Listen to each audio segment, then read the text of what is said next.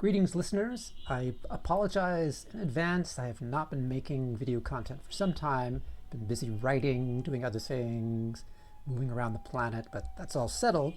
So I wanted to give you a heads up and do a short reaction video. The heads up is that I'm going to be doing a number of small videos about my soon-to-be completed next text, which covers the period 1914 to 1945. So it's a rethinking of the period of the world wars, basically, where a lot of things are happening in the world system, and reading a lot of the war histories and histories of the 20s, 30s, 40s in a new way, in a more complicated and transnational way. So I'm going to do a bunch of sort of short, instead of one long video, I'll do a series of short videos, each on one of the chapters, 13 chapters, and a fair amount of material to cover. So that's coming in the future, but right now I want to spend just a couple minutes talking about the latest geopolitical catastrophe, and that is, of course, the election outcome of the United States in 2024. It is a genuine catastrophe, but it's also not something that I was at all surprised by. This was baked in. This was going to happen past a certain point. Biden was always sort of a placeholder president, and you knew that he was just going to hold back the chaos for a little time, and then all the processes of post-hegemonic entropy, as I like to call it, were going to kick in even stronger further down the line. And that's exactly what happened.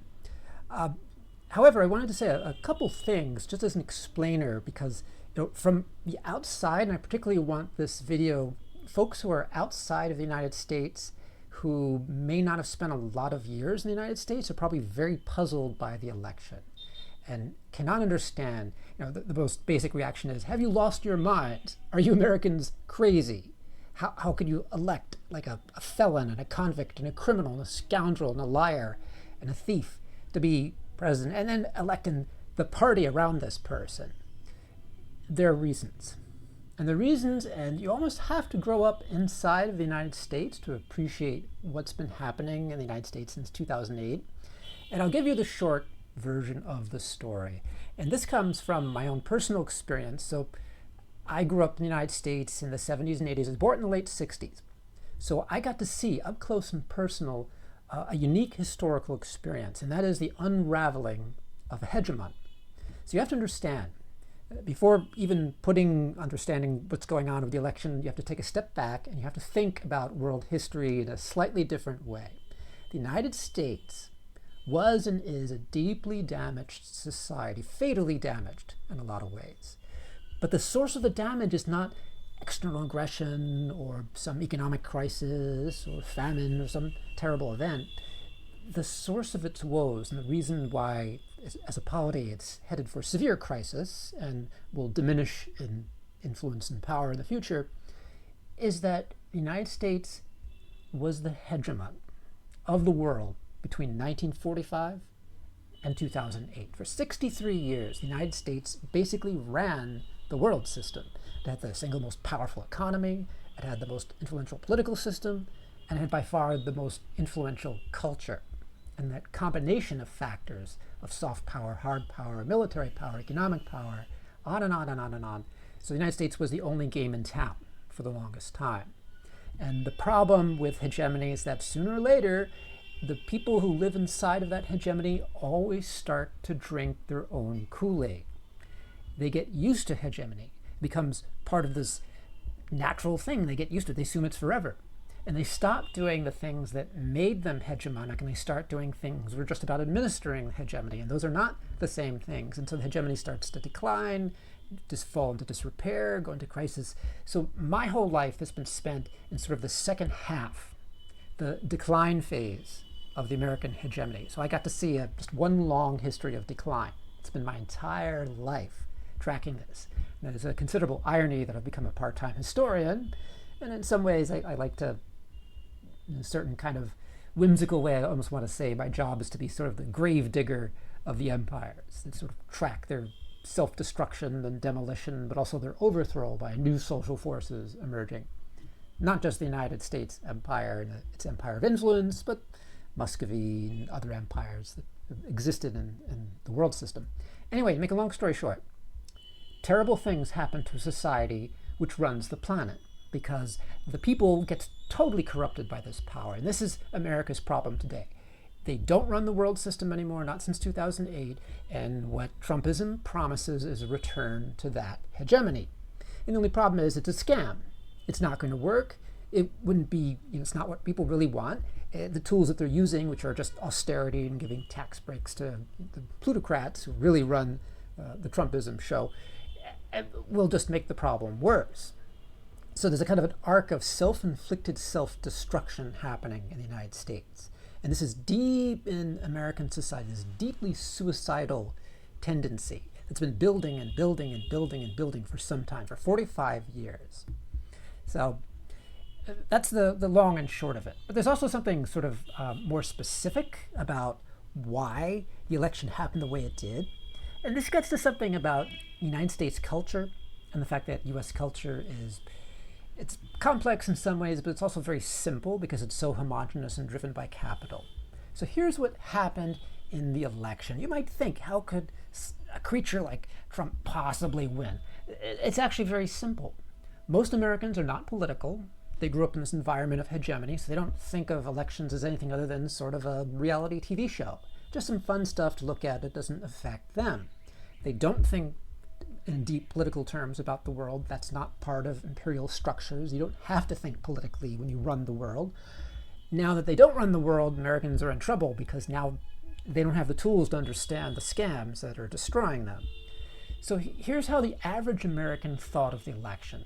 They saw two candidates. They didn't understand any of the politics, but they saw two types of people. Now with Trumpism, its central figure, they just saw a reality TV star. They didn't care about what he was saying. He was just some reality TV star. Okay. But what did they see when they saw Kamala Harris? They didn't really see gender or race or any of those things. Actually, no. They actually saw something much simpler. What they saw was the smooth corporate suit. In their minds, in their political unconscious, and I can only say this because I've grown up in the society and I have a little insight into how it thinks, the average American thought of Trumpism as sort of the star and has his problems and issues, but just a star, okay. But Harris was the HR officer. And this is a species of human that is universally detested by all people in the United States. So to ordinary Americans, she was sort of the HR clerk who will call you into the office and make small talk and seems nice, and then clears their throat and says, the company has made some decisions and we decided that it's best if you seek new employment opportunities elsewhere. In other words, you're being fired. And if you are upset or push back, then the steel comes out. Well, I really think you need to handle this in a more professional manner. And then the mask of that corporate capital comes down.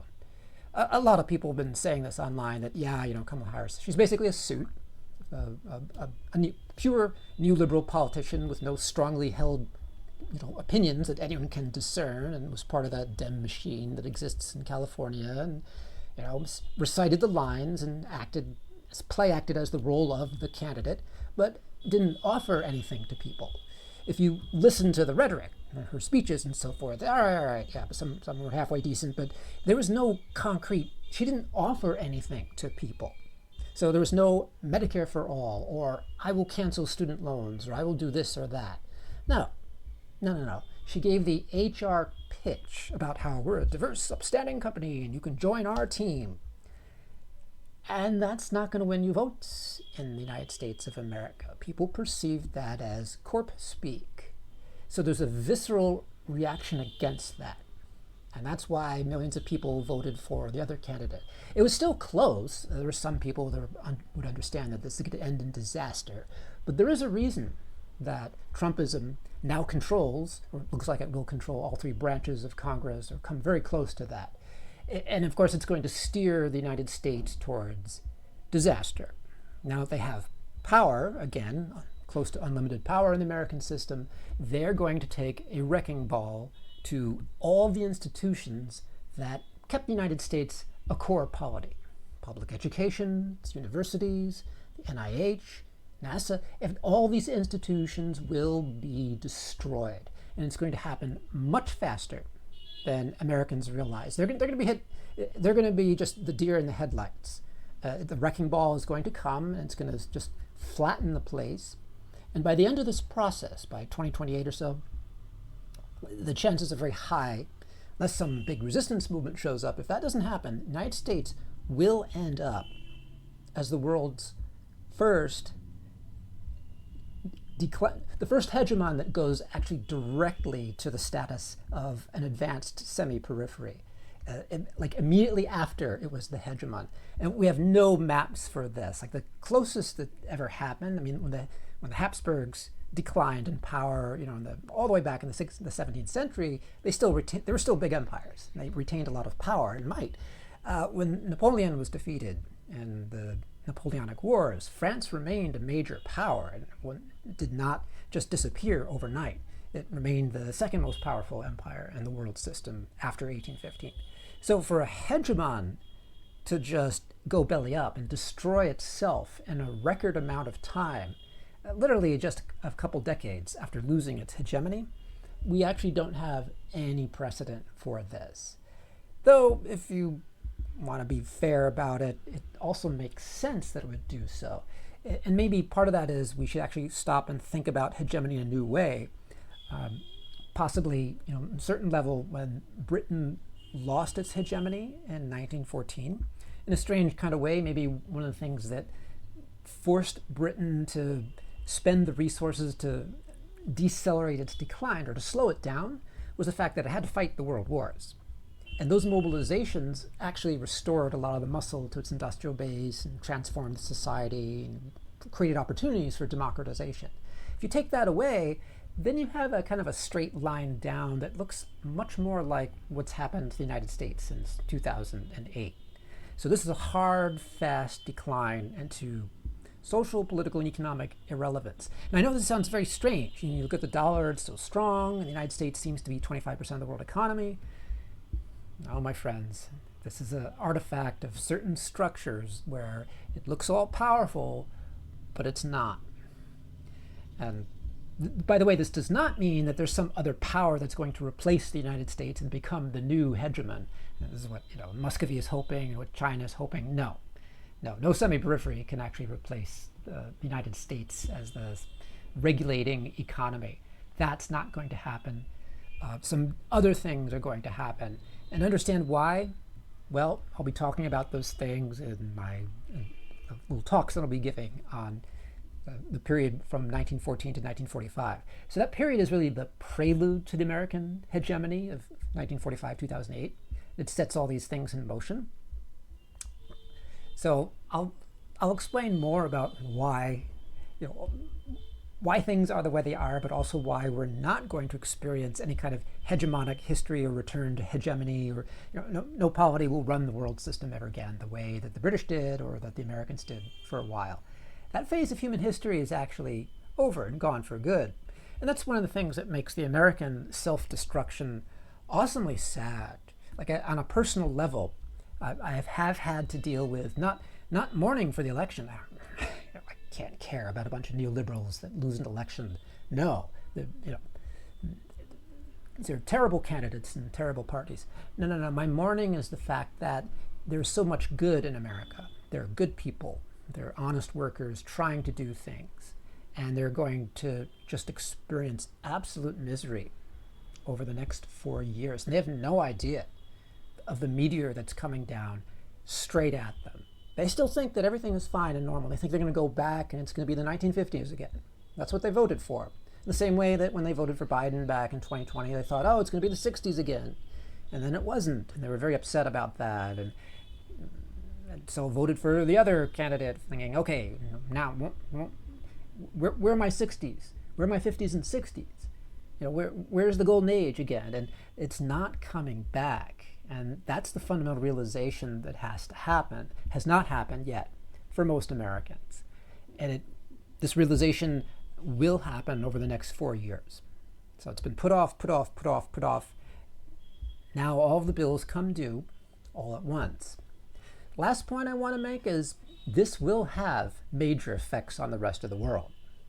Okay, the democracies of the Pacific and the democracies of Europe are now on their own. You're on your own, my friends. America is not going to be running you or providing, no, NATO, gone. No. Trumpism is going to blow NATO up. They will not provide you help or support.